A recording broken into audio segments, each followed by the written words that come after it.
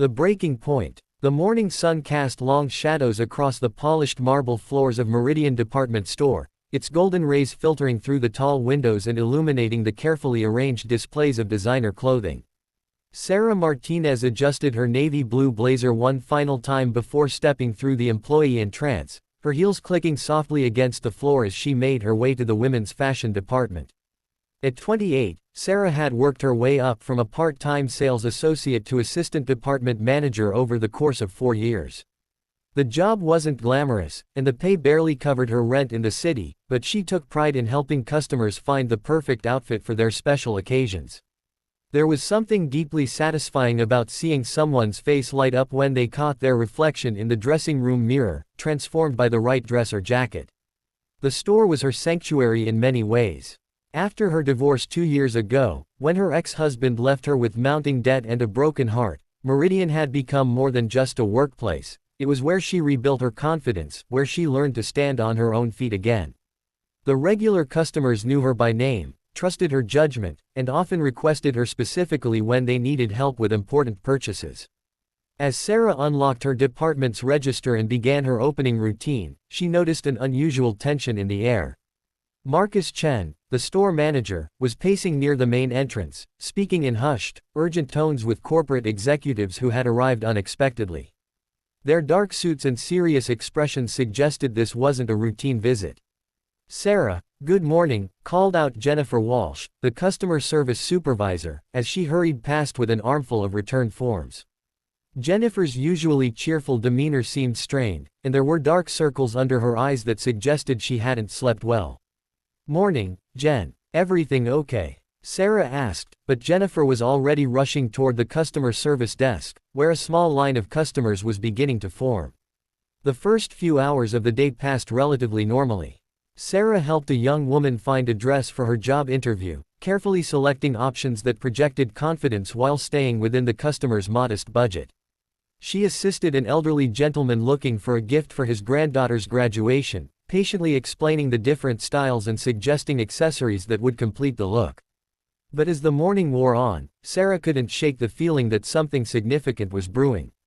The corporate executives remained in the store, moving from department to department with clipboards and tablets, making notes and speaking in low voices with various employees. Their presence created an undercurrent of anxiety that seemed to spread through the staff like a contagion. Around 11 o'clock, the situation began to unravel. Mrs. Patricia Winters, a wealthy regular customer known for her expensive tastes and demanding personality, entered the women's department with the purposeful stride of someone accustomed to getting her way. She was followed by her personal shopper, a nervous young woman named Lisa who carried multiple shopping bags and looked perpetually overwhelmed. "I need to speak with someone in charge immediately," Mrs.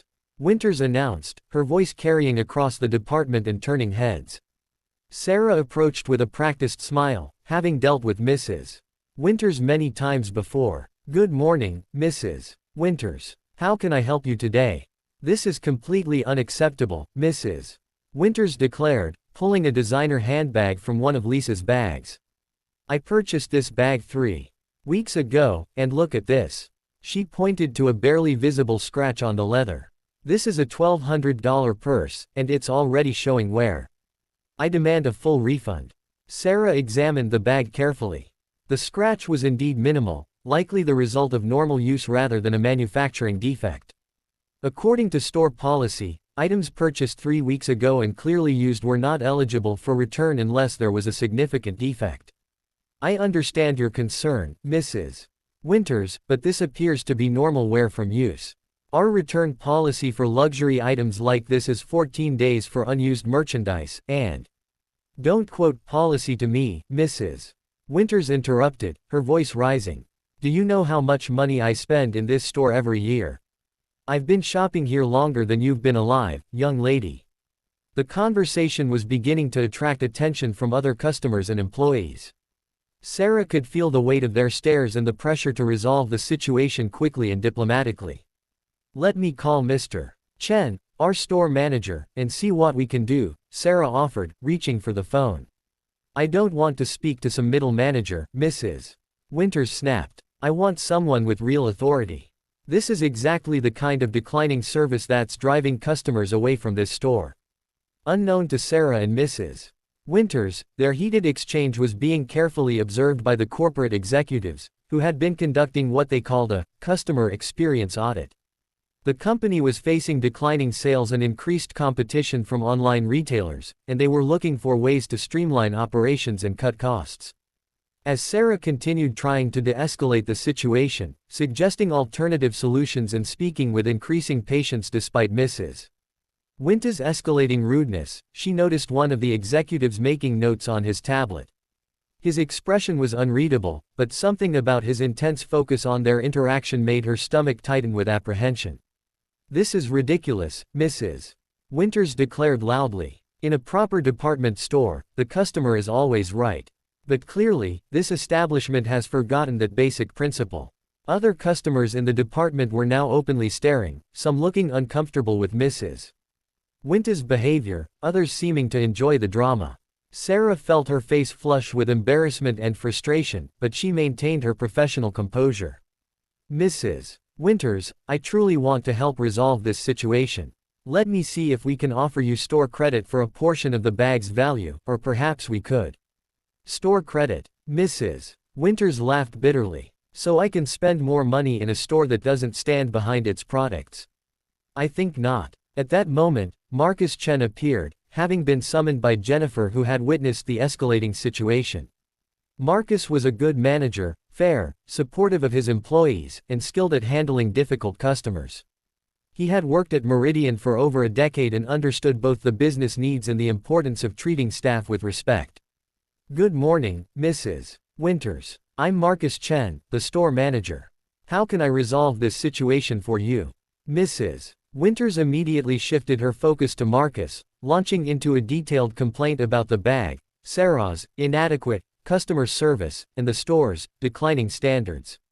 As she spoke, her voice grew louder and more dramatic, as if she were performing for an audience. Sarah stood nearby, feeling helpless and increasingly humiliated as Mrs. Winters painted her as incompetent and unhelpful. She had handled the situation exactly as she had been trained, following company policy while remaining courteous and professional. But in Mrs. Winters' retelling, Sarah became the villain of the story. "This employee was dismissive and rude," Mrs. Winters declared, gesturing toward Sarah. "She clearly doesn't understand customer service or the value of loyal customers like myself." Sarah felt tears prick at her eyes but fought to maintain her composure. She caught Marcus's eye, and he gave her a subtle nod that she interpreted as reassurance. He knew her work, knew her dedication, and knew that Mrs. Winters was exaggerating. After 20 minutes of negotiation, Marcus agreed to accept the return as a one-time exception for a valued customer, even though it violated store policy. Mrs. Winters left with her refund and a self-satisfied expression, but not before making one final comment. "I certainly hope you'll provide better training for your employees in the future," she said loudly enough for everyone in the department to hear. As the crowd dispersed and normal shopping resumed, Sarah felt emotionally drained. The public humiliation, the accusation of poor service, and the feeling that she had somehow failed despite doing everything correctly left her shaken. "You handled that well," Marcus told her quietly as they walked back toward the register. "Don't let customers like that get to you. I know the quality of work you do." But their conversation was cut short by the appearance of one of the corporate executives, a stern-looking man in his 50s who introduced himself as Regional Director Robert Hayes. "Mr. Chen, could I speak with you privately about what just occurred?" Hayes asked, his tone formal and businesslike. Sarah watched them walk away, a growing sense of dread settling in her stomach. She tried to focus on helping other customers, but her mind kept replaying the scene with Mrs. Winters, wondering if she could have handled it differently, if there was something she had missed. The rest of her shift passed in a blur of anxiety and second-guessing. The corporate executives remained in the store, conducting meetings with various managers and supervisors. Rumors began circulating among the employees: budget cuts, layoffs, store restructuring. Nobody knew for certain what was happening, but the atmosphere of uncertainty was palpable. At closing time, as Sarah was finishing her end-of-day tasks, Marcus approached her with an expression she had never seen before. His usual warm demeanor was replaced by something that looked like defeat mixed with anger. "Sarah, I need to speak with you in my office," he said quietly. The walk to his office felt like a death march. Sarah's mind raced through possibilities, but deep down, she already knew what was coming. The meeting with the corporate executive, the timing, Marcus's expression, it all pointed to one conclusion. Marcus's office was small and cramped, filled with filing cabinets and stacks of paperwork. He gestured for Sarah to sit in the chair across from his desk, then closed the door behind them.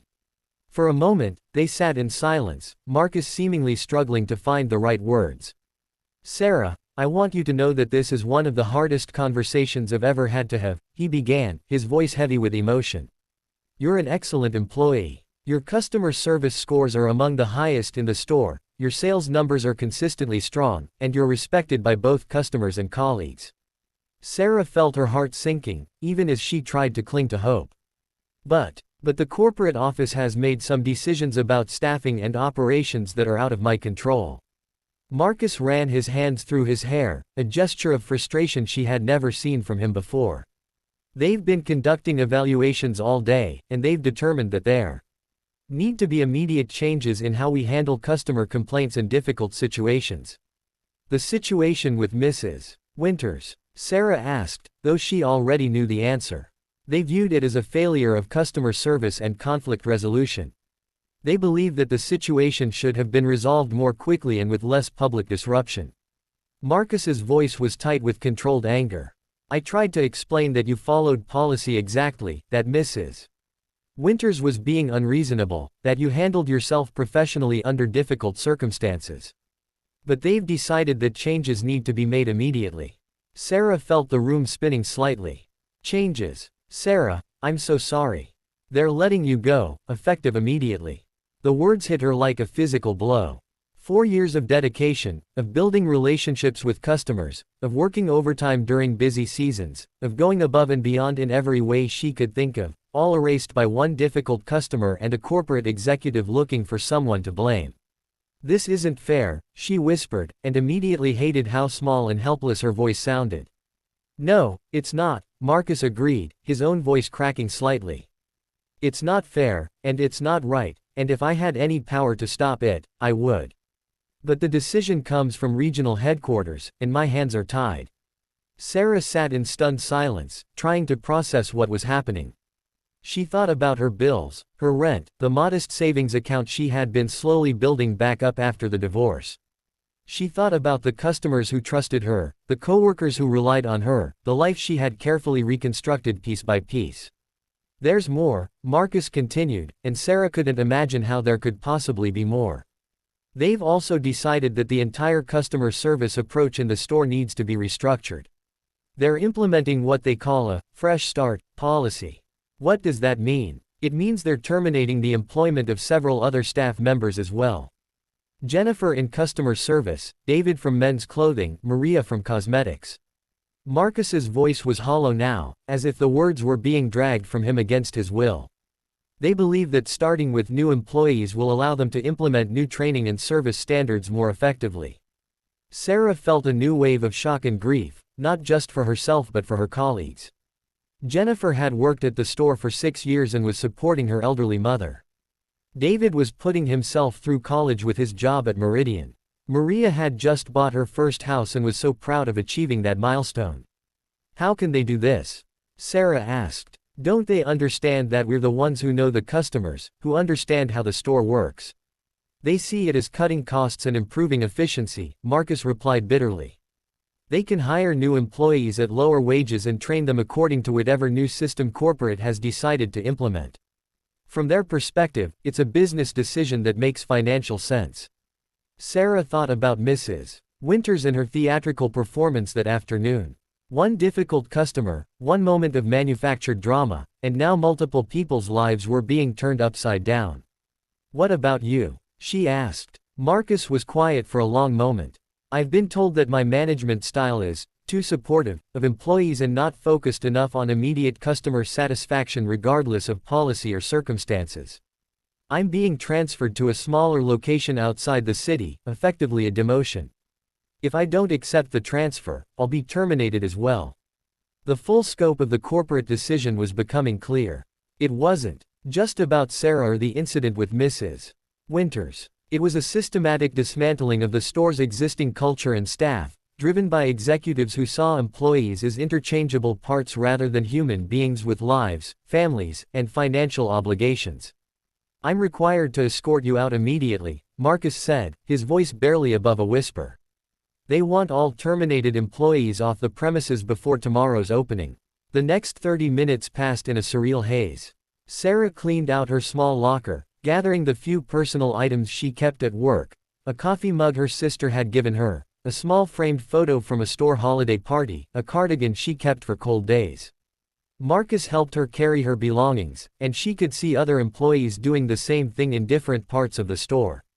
As they walked toward the exit, Sarah saw Jennifer crying quietly as she packed up her customer service station. David was arguing with another corporate executive, his voice raised in anger and disbelief.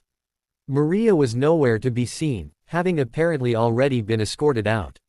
Other employees who weren't being terminated watched the proceedings with a mixture of relief that they had been spared and horror at what was happening to their colleagues. The atmosphere was toxic with fear and uncertainty. Those remaining didn't know if they were safe or simply next in line for elimination. At the employee exit, Marcus stopped and turned to Sarah. For a moment, his professional composure cracked completely, and she could see the genuine anguish in his eyes. "Sarah, I want you to know that you deserve so much better than this. You're a good person and a dedicated worker, and what's happening here is wrong." He paused, seeming to struggle with whether to say more. "I've worked in retail for 15 years, and I've never seen anything like this. The way they're treating employees, the complete disregard for loyalty and performance, it's not how business should be done." Sarah felt tears finally spill over, not just for herself but for all of them, for Marcus facing an unwanted transfer, for her terminated colleagues, for the customers who would lose the familiar faces and trusted relationships they had built over years of shopping at Meridian.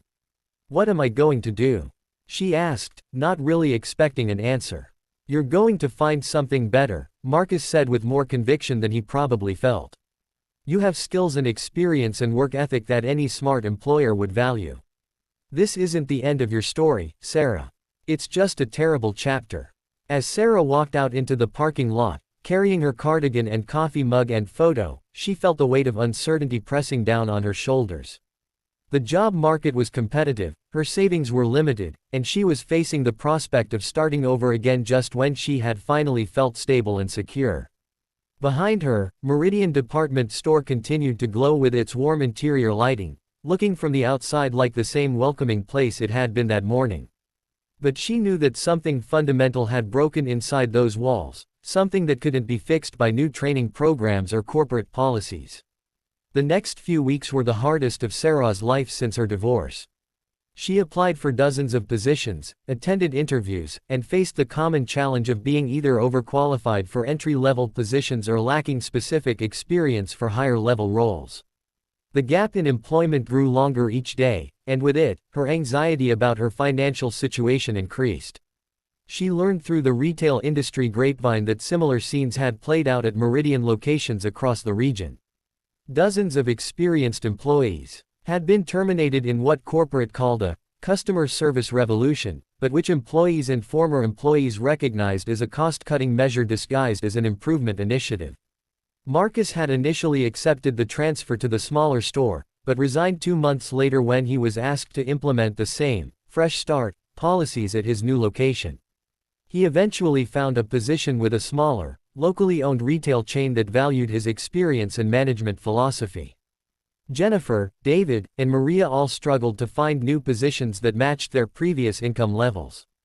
Jennifer had to move in with her adult daughter to help with expenses while caring for her mother. David was forced to reduce his course load at college and take on significant student loan debt. Maria lost her house when she couldn't keep up with mortgage payments on her reduced income. 6 months after the mass termination, Sarah finally found a position with a different department store chain. The job paid slightly less than her position at Meridian, but the management seemed more supportive of employees, and she was grateful to have steady income again. On her lunch break one day, she decided to visit Meridian to see how the store was doing under its new management and staff. Walking through the familiar departments felt strange and melancholy, like visiting a place from her childhood that had changed beyond recognition. The new employees were young and eager, but she could see customers looking confused and frustrated as they tried to get help from staff who didn't know the store's inventory or the preferences of regular customers. The personal relationships that had been the foundation of the store's success, the knowledge of which customers preferred which styles, which sizes ran large or small, which items were worth investing in, had all been lost in the corporate restructuring.